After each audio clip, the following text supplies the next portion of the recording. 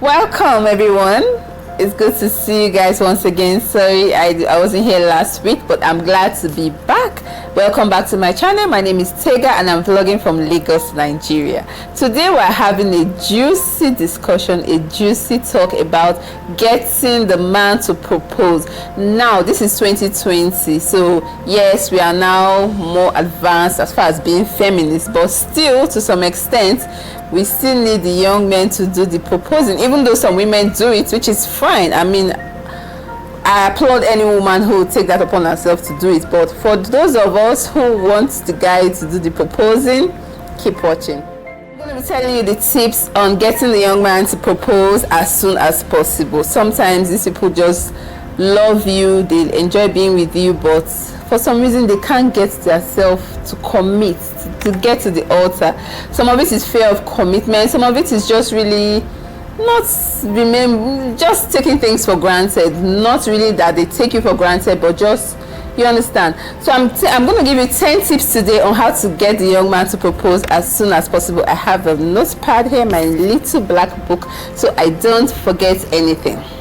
Now, the first thing you need to understand is understanding a man. You can't get a man to propose if you don't understand the fact that a man, though he loves you, though he might be in love with you, he will only propose if he is in love with how he feels about you.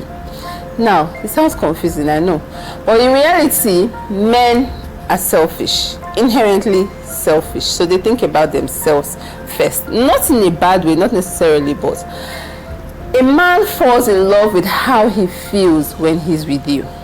So when he's with you, he's at peace, he's happy, he's having fun, he's bubbly, he's fed, you know, whatever the feeling, whatever kind of feeling he has when he's with you. When he loves that feeling, then he decides, you know what, I just want this to go on forever. And that's what gets him on one knee. If you understand that it's not so much about you or what you feel, it's about how he feels when he's with you, then you know how to go about it.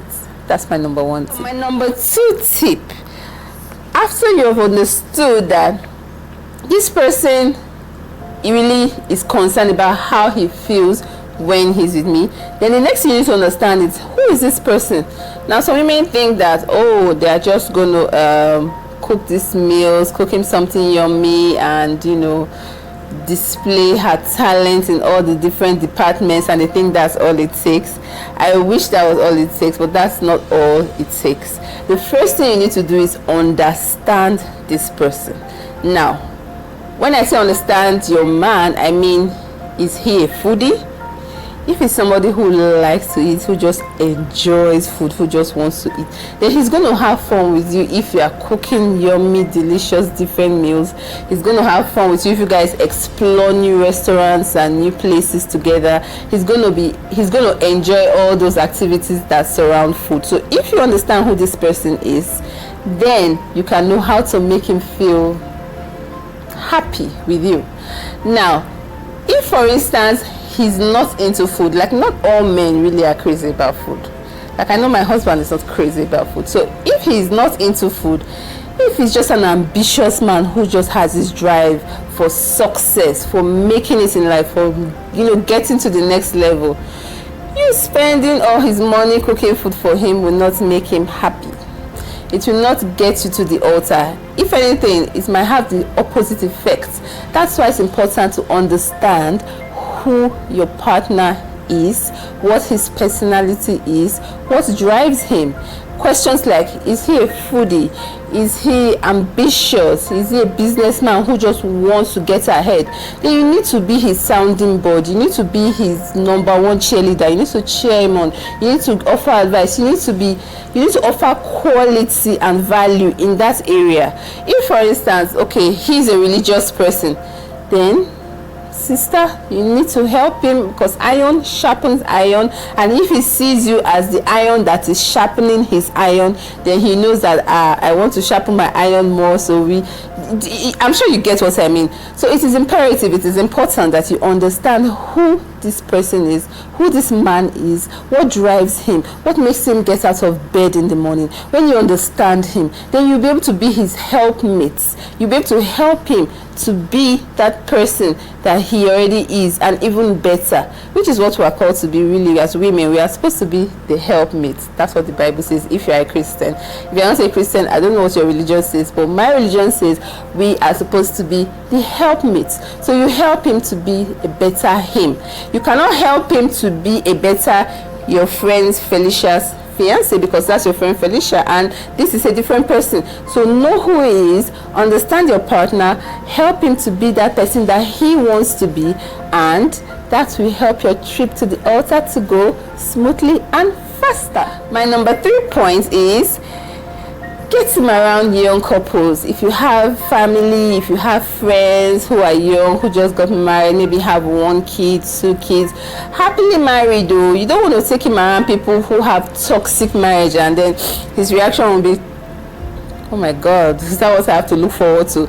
You don't want that. So take him around people who are happily married, who he can look at and just feel like, wow, I want what they have. So if you have a friend, if you have somebody in the family, even in his family, that you guys can come around, mix together, and let him see that, you know, we can do this, we can create this life for ourselves, and make him kind of hungry for that family life. Then do that. Get him around people who will help him to want to be more husbandly and fatherly, if there's any word like that. 4, I would say, don't act desperate. Very important. You don't want to nag him every day and every morning about marriage, and I'm getting old, and can't you see my eggs are drying up, and I'm about to blah blah blah.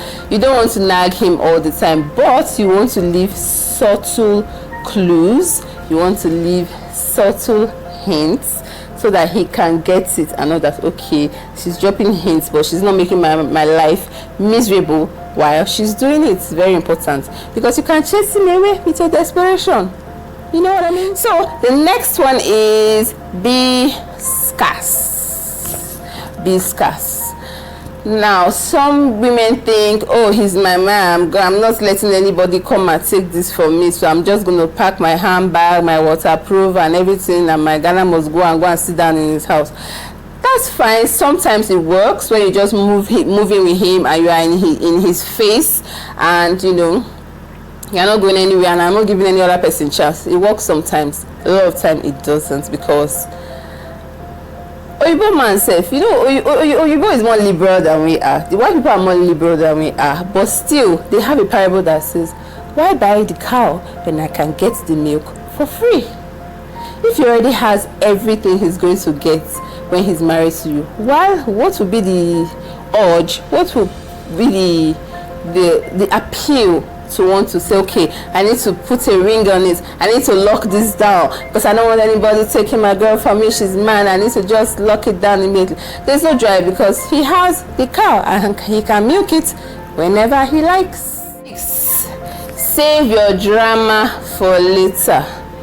You know how we are women, like especially African, Nigerian women, we are dramatic. We know how to get angry. We can go from 0 to 10 in a minute. I know, don't even pretend, like we all do it. We can get angry and scream and yell, and that's all well and good, but I'm going to advise you, save your drama for later. I mean, after the marriage. I mean, I would prefer if you don't have drama in your marriage, but if there's going to be drama, if there must be drama, and you feel like this is the person I want to spend the rest of my life with, if you've made up your mind, then save your drama for later, because ain't nobody got time for that. Nobody likes drama, especially men.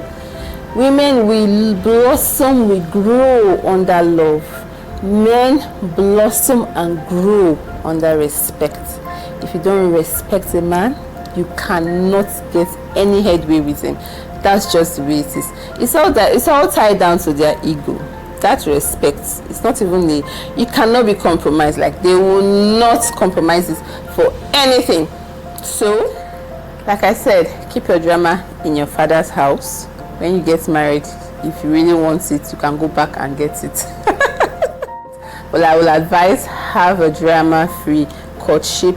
If there's something really wrong that you feel like, okay, I need to face this, I need to do this, I need to shout, I need to scream, I need to do what, then you might need to reevaluate your relationship. Okay, do you really want to spend the rest of your life with this person if you really have all these problems? But you don't understand, there's so many problems. There's 1, 2, he does this, that, and you're counting problems. If really all these problems are there, you need to be asking yourself, do you really want to marry this person? If the answer is yes, then like I said, carry your Ghana must go of drama and take it to your father's house. Later, you go and pick it up. Number 7, don't be a financial drain on him. It is not your boyfriend, fiance's responsibility to take care of your father, your mother, your grandfather, your grandmother, your rent, your car, your everything. Like, if he wants to, if that's what he wants, don't stop him. But don't make it his responsibility. Don't blackmail him emotionally into doing things that you feel like he should be doing for you because he says he loves you. If you say you love me, you do this for my sister, you pay my sister's school fees. That's not right. It is not okay. It is not fair. It is not your boyfriend's responsibility to take on you and your family on his head. No, that's wrong. I have 2 sons and I will not like anybody to do that to my babies. At least not until you're married. When you're married, you are his responsibility and he's your responsibility, and you guys can share. But even then, you can't put your whole family responsibility and drama on him. That's not right. Number 8, be committed. Be committed. This is harder and harder for girls these days because I hear so many ladies say, oh no, I don't want to put all my eggs in one basket.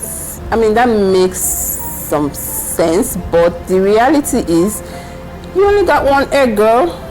When I say 1 egg, I mean 1 egg. And what I mean is, you can only have your egg in 1 basket at a time. If you have 5 baskets, then basically what you are doing is moving your egg up and down from one to the other. That's what it is. So moving your egg from place to place only increases the risk of your egg breaking, falling down and breaking one day, and that's on you. The point I'm trying to make is, relationships are not really 50-50. Relationships are 100-100. So you put in 100% and he puts in 100%. If at some point in the relationship you feel like, okay, this is not going anywhere, this is not working, I cannot do that, you will know that you gave it your best and your all, and then you can move to the second basket. You move your egg to the next basket. See what I mean? So we really don't have that many eggs to be sharing around in all these baskets. I don't know where the analogy came from, but it doesn't work in relationships. That's number 8. Number 9, develop yourself. Be better. Strive to be better. If you just have a senior school certificate or a GED or whatever equivalent you have in your country, then you can strive to be better. Go back for your bachelor's, go for your master's, or you can do some courses online, or just develop yourself, read more, be more enlightened, be open to growth, just basically be better. Even if it's to attend Bible school, enlighten yourself in the Word of God. Be better. Don't be constant. Don't let him see you in point A and then 2 years into your relationship you are still in point A. That's not attractive. Nobody likes that. So grow, be better, blossom. That's number 9. The last point, which is number 10, is have a heart-to-heart. If you have tried all the points from 1 to 10 and still he's dragging leg, then you guys need to sit down and talk about it. You need to tell him how you feel and hear what he has to say. And if he feels like he's not ready, he doesn't know when he's going to be ready, he can't sit in the near future, then you might need to now decide if you just want to wait around for him until he gets ready, or you want to move your egg to the next basket. So that's entirely on you. I hope you enjoyed watching this video. I hope you got value from this video. Don't forget to like, subscribe if you're still watching, I'll see you in my next video. I love you guys. Bye.